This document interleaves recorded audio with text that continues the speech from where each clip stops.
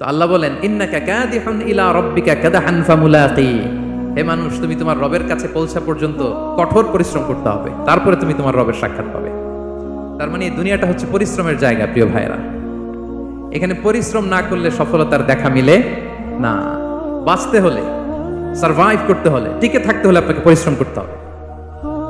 এই পৃথিবীতে কেউ কাউকে জায়গা করে দেয় না, এখানে জায়গা করে নিতে হয়। ঠিক কিনা বলেন?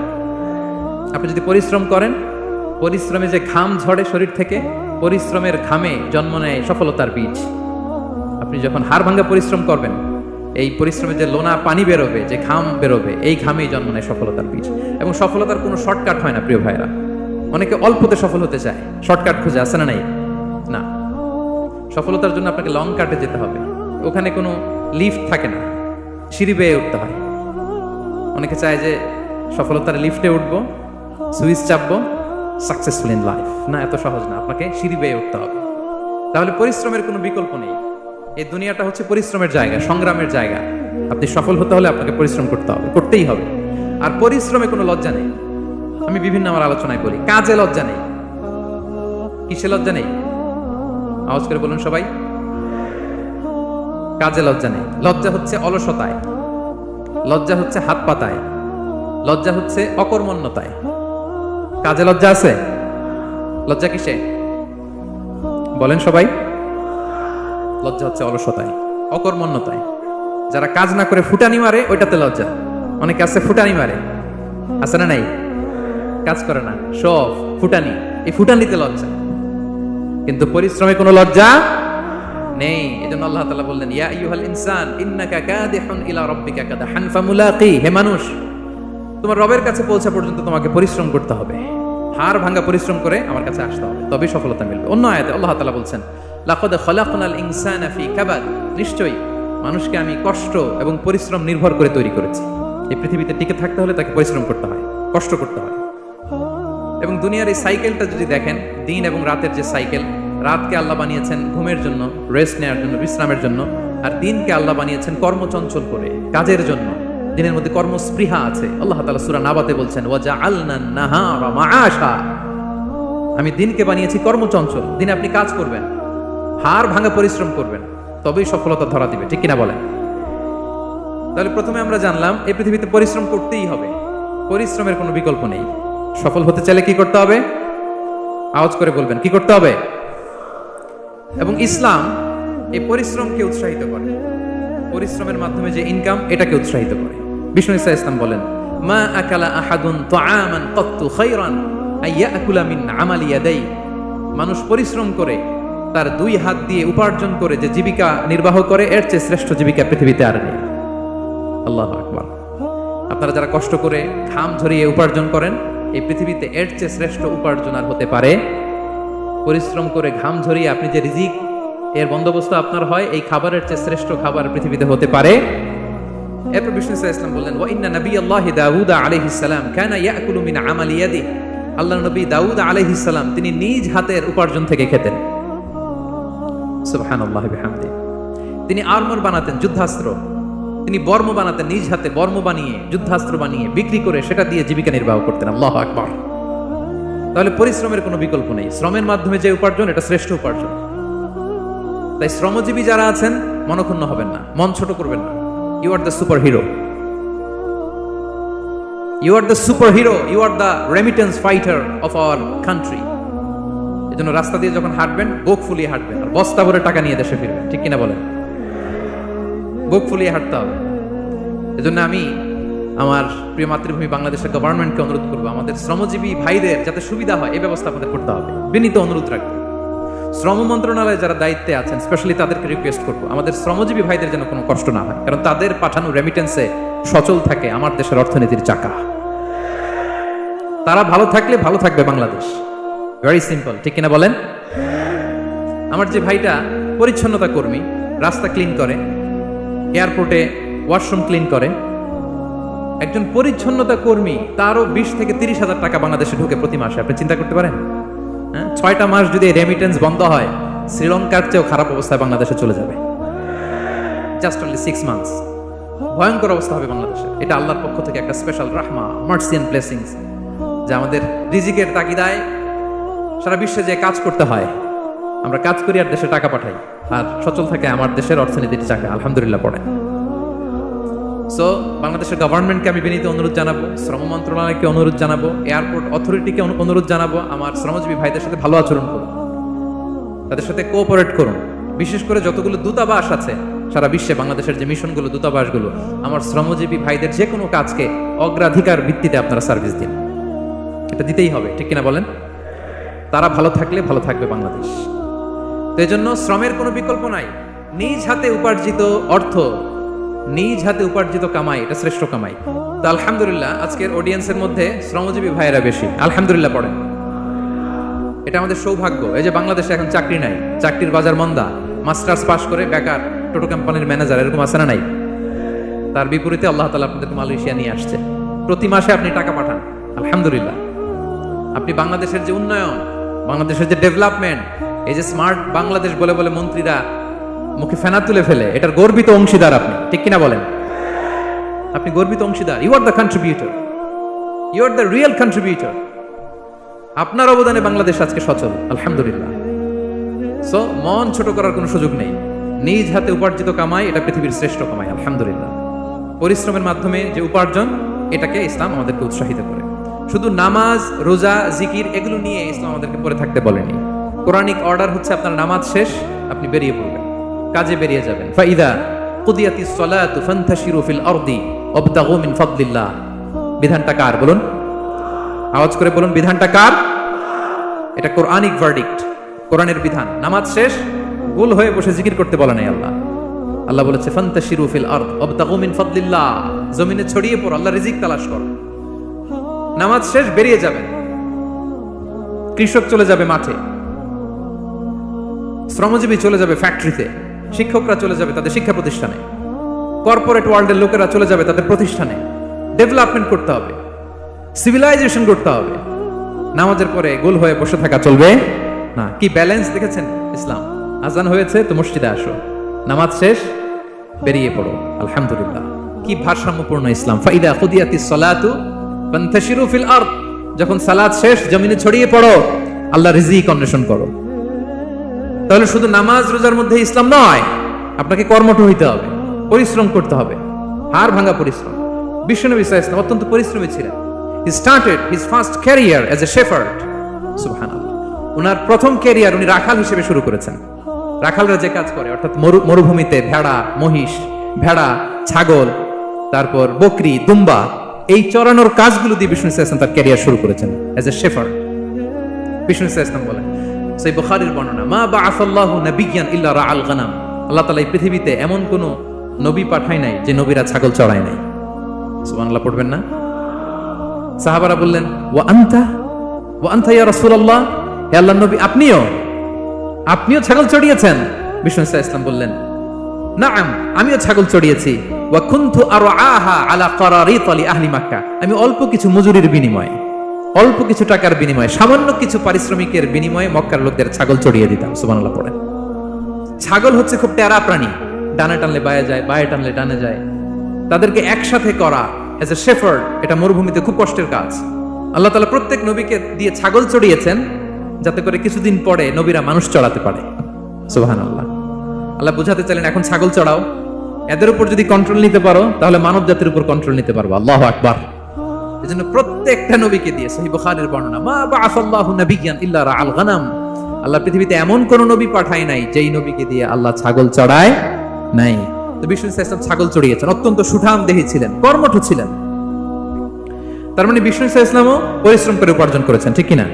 ছাগল চড়াতেন, তার বিনিময়ে সামান্য কিছু পারিশ্রমিক নিতেন, মজুরি নিতেন, এতে লজ্জা নাই। এজন্য এই কথা দিয়ে শুরু করেছি যে কাজে লজ্জা নেই। এই তো বিষ্ণু সাল্লাল্লাহু আলাইহি ওয়াসাল্লামের ক্যারিয়ার গেল। আমরা যদি সাহাবাদের জীবনী দেখি, ওনারাও পরিশ্রমী ছিলেন।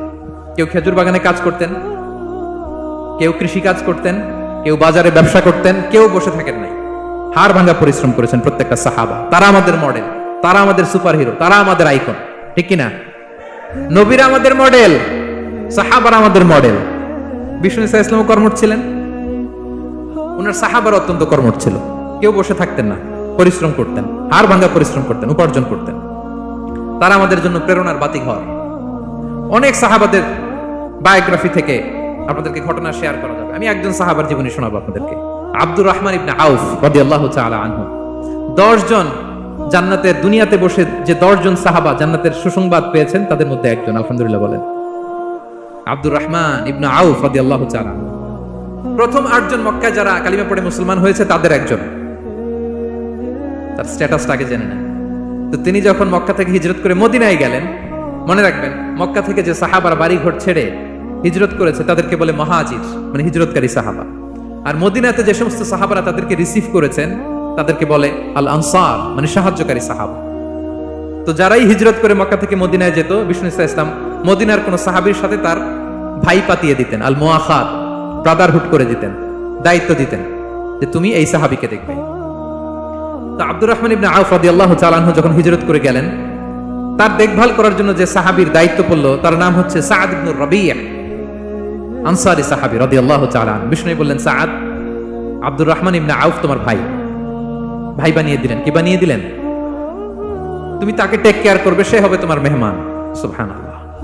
সাআদ ইবনে রাবিয়া রাদিয়াল্লাহু তাআলা আনহু তিনি আব্দুর রহমান ইবনে আউফকে ডেকে নিয়ে গেলেন, ঘরে নিয়ে গেলেন মেহমানকে, এবং বললেন, ইয়া সাআদ ইন্নী আকসারুল আনসারি মালান। হে সাআদ, তুমি চিন্তা করো না, তুমি মনে করো না যে তোমার ভরণ পোষণ দিতে আমার কষ্ট হবে। আমি মদিনার সবচাইতে বড় বিজনেস ম্যাগনেট, সবচাইতে বড় বিজনেস ম্যাগনেট আমি। No tension, don't worry about it. Tension নিও না, আসো তোমার জন্য আমার কি প্রপোজাল শোনো। ফাআকসিমু লাকা নিসফা মালি, আমার যত সম্পদ আছে আমি অর্ধেক তোমারে দিয়ে দিব। সুবহানাল্লাহ। এত আসতে আপনার বাড়িতে কেউ মেহমান হলে করতে পারবেন এরকম?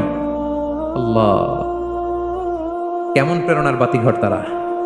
ফাআকসিমু নিসফা মালি, হে আব্দুর রহমান ইবনে আউফ, আমার অর্ধেক সম্পদ তোমারে দিয়ে দিব। এখানেই শেষ না, এরপর বলতে লাগলেন, আমার অনেকগুলো স্ত্রী আছে, তুমি কোথায় যে মেয়ে খুঁজবা, প্রস্তাব দিবা, এত ঝামেলার দরকার নাই। আমার কোন স্ত্রীকে তোমার ভালো লাগে বলো, তার যদি তোমাকে ভালো লাগে তাহলে প্রয়োজনে তাকে আমি ডিভোর্স দিয়ে দিব, তাকে নিয়ে তুমি সুখের সংসার করবা। আল্লাহু আকবার, আল্লাহু আকবার। অর্ধেক সম্পদ দিয়ে দিব, আমার একাধিক স্ত্রী আছে, কাউকে যদি তোমার পছন্দ হয় এবং সেও যদি তোমাকে পছন্দ করে প্রয়োজনে তাকে ডিভোর্স দিব। New life, new career, just go on. আমরা এই সুযোগ পেলে কি করতাম? সাথে সাথে অর্ধেক সম্পদ নিয়ে নিতাম, ঠিক কিনা? আব্দুর রহমান ইবনে আউফ প্রেরণার বাতিঘর। উনি কি করলেন? উনি বললেন, লা হাজাতা লি ফি যালিক। আমার ভাই, তুমি যে বলছো, এ সাআদ ইবনে রাবি, তুমি যে এত চমৎকার প্রপোজাল দিয়েছো, এতেই আমি খুশি। তোমার কোনো কিছুর আমার দরকার নাই। বারাকাল্লাহু লাকা ফি আহলিকা ওয়া মালিক, আল্লাহ তোমার সম্পদেও বরকত দেখ, আল্লাহ তোমার পরিবারেও বরকত দেখ। তবে একটা কষ্ট করতে হবে, সেটা কি? আব্দুর রহমান ইবনে আউফ বললেন, দুল্লানি ইলা সুক, just show me the way to market. মদিনার বাজারটা কোথায় এটা একটু দেখায় দাও। আমি নতুন মানুষ, পথঘাট চিনি না। দুল্লানি ইলা সুক, just show me the way to market of Medina.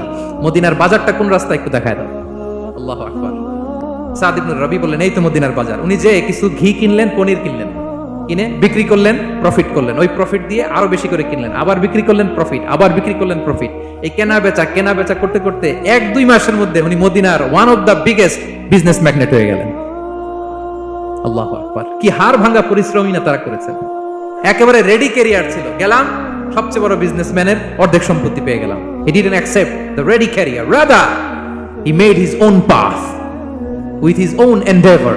নিজের চেষ্টায়, নিজের পরিশ্রমে, নিজের ঘাম ঝরিয়ে নিজের ক্যারিয়ার তৈরি করেছেন। চিল্লায় বলেন ঠিক কিনা? This is the biography of Abdur Rahman ইবনে আউফ রাদিয়াল্লাহু তাআলা আনহু।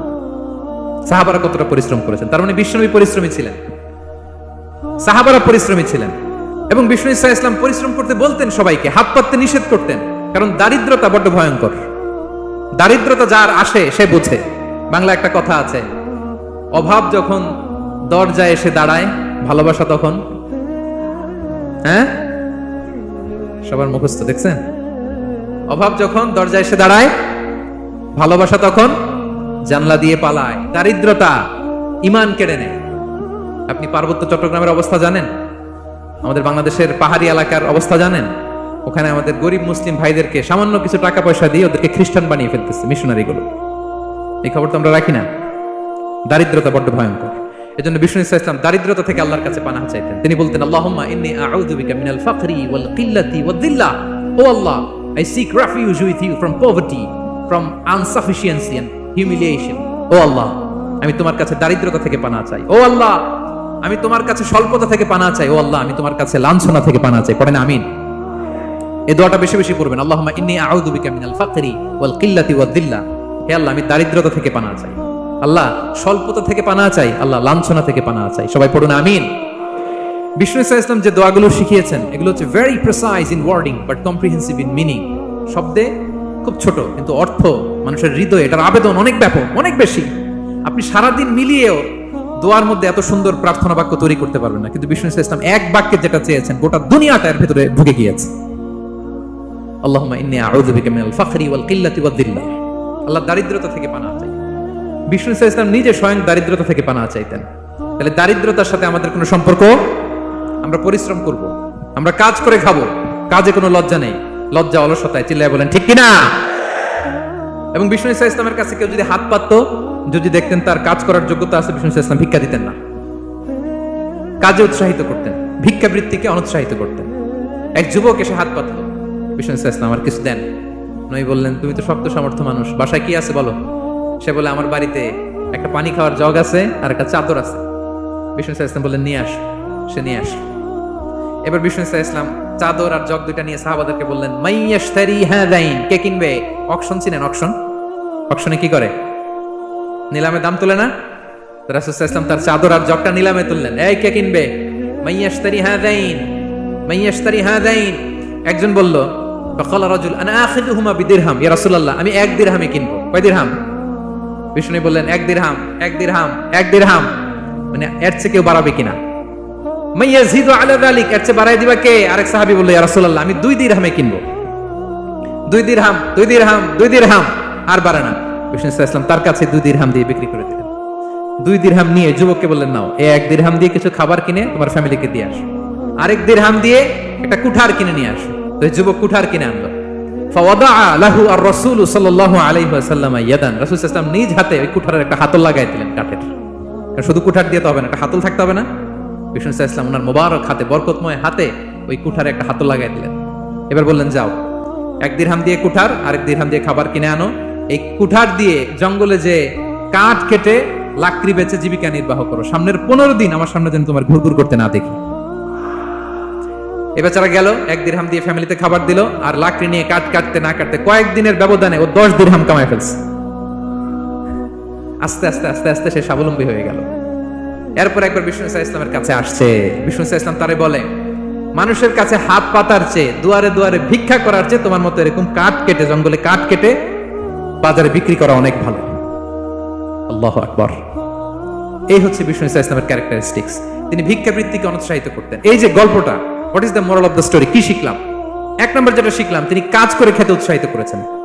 চাইলেই বিষ্ণু সাল্লাল্লাহু আলাইহি ওয়াসাল্লাম ওই 2টা জিনিস বিক্রি করে 2 দিরহাম দিয়ে বলতে পারতেন, যাও 2 দিরহাম দিয়ে খাবার কিনো। ওই বেলা খেয়ে রাতের বেলা আরেক দুয়ারে যায় ভিক্ষা করতো। ঠিক কিনা বলেন?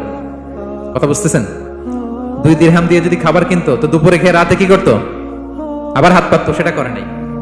কাজ করে খেতে উৎসাহিত করেছেন এবং স্থায়ী সমাধান করে দিয়েছেন। কারণ কাজ কাজই, কাজে কোনো ছোট বড় নাই। আছে? কাজে কোনো ছোট বড় আছে না। তাহলে ইসলাম আমাদেরকে পরিশ্রমী হতে শেখায়, কর্মমুখী হতে শেখায়। ইসলাম কতটা কর্মমুখী ধর্ম দেখেন। বিষ্ণু সাল্লাল্লাহু আলাইহি ওয়াসাল্লাম বলেন, ইন কামাতিস সাআ ওয়া ফি ইয়াদি আহাদিকুম ফাসিলা, কেউ যদি দেখে কিয়ামত হয়ে যাচ্ছে, কি হয়ে যাচ্ছে? সবাই বলুন। কেউ যদি দেখে কিয়ামত হয়ে যাচ্ছে আর তার হাতে একটা চারা বীজ আছে, গাছের চারা। কি আছে? গাছের চারা। সে গাছের চারা রোপণ করতে গেছিল, ওদিকে যায় দেখে কিয়ামত শুরু হয়ে গেছে। বিষ্ণু বলেন, ফাইন ইসতাতাআ আন লা তাকুমা হাত্তা ইয়াগরিসাহা ফালইয়াগরিসহা, সে যদি পারে কিয়ামত হওয়ার আগেই ওটা রোপণ করে দিতে, সে যেন তাড়াতাড়ি করে রোপণ করে দেয়। আল্লাহু আকবার। ইসলাম কতটা কর্মমুখী ধর্ম। কিয়ামত শুরু হয়েছে, বিষ্ণু বলেন তার উপর কিয়ামত আসার আগে সে যদি চান্স পায়, চারা বীজটা যেন রোপণ করে দেয়। আর আমরা এখন আখিরুজ জামান, দাজ্জাল আসবে, কিয়ামত হয়ে যাবে, 2025 সালেই হবে, এগুলো বলে কাজকর্ম সব বন্ধ করে দিচ্ছে। এরকম ডাকাইত আছে না নাই? হ্যাঁ বলেন, আছে না নাই? তা আখিরুজ জামান কি আপনারা এটা শিখায়, এই লেসন শিখায়? আখিরুজ জামান আসবে, দাজ্জাল আসবে, তো আপনার সমস্যা কি? দাজ্জাল আসবে দেখি তো আপনাকে বিজনেস করে এমন টাকা কামাইতে হবে যাতে করে দাজ্জাল আসলে আমি আমার অর্থ দিয়ে মুজাহিদিন ভাইদেরকে সহায়তা করতে পারি। দাজ্জাল আসবে তো আপনার প্রবলেম কি? আপনার বডি বিল্ডিং করতে হবে, আপনার ফ্যামিলিকে তারবিয়া দিতে হবে, আপনার সোসাইটিকে সমৃদ্ধ করতে হবে, আপনাকে সভ্যতার কারিগর হইতে হবে। আপনার সব কাজ আপনি আরো বাড়াই দিবেন দাজ্জালের প্রশ্ন আসলে। এখন দাজ্জাল আসবে, 25 সালেই আসবে, 26 সালেই কিয়ামত হবে। কি হবে ক্যারিয়ার দিয়ে, আর কি হবে ব্যবসা করে? এরকম আছে না নাই? এরকম করা যাবে? বিশ্বনবী কি বললেন? কিয়ামত হইতেছে, তুমি দেখতেছো চাক্ষুষ বিলা আয়াত, দেখতেছো কিয়ামত হইতেছে, আর তুমি গাছ লাগাইতে গেছিলা। যদি সুযোগ হয় কিয়ামত হওয়ার আগে আগে কি করো? গাছ লাগাও। সুবহানাল্লাহ পড়বেন না? প্রিয় ভাইয়েরা, আমরা যেন পরিশ্রমী হই, আমরা যেন কর্মঠ হই, আমরা যেন অলস না হই। বিষ্ণু ইসলাম অলসতা থেকে আল্লাহর কাছে পানাহ চাইতেন। আল্লাহ আমাদেরকে বোঝার তৌফিক দান করুক। আমরা পড়ি আমিন।